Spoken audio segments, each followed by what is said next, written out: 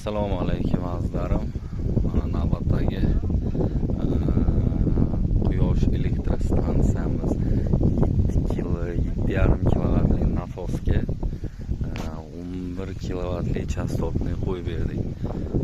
Panellarimiz turishi, nasosni hozir tashlab qo'shdik.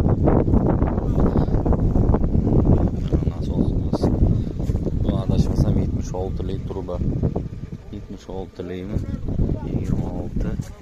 Mana diametri mana shunaqa ekan turbani. Hozir 48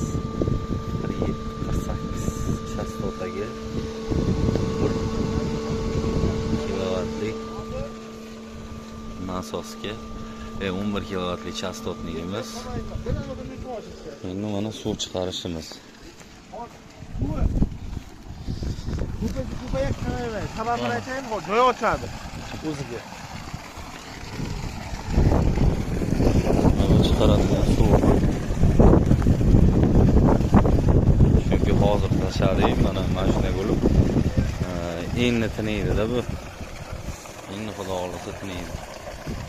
Mana shunaqa bo'lib chiqadi. Mana bu yog'i ham, bu yoq tomoni ham endi 100 metr shlanka olgan ekan.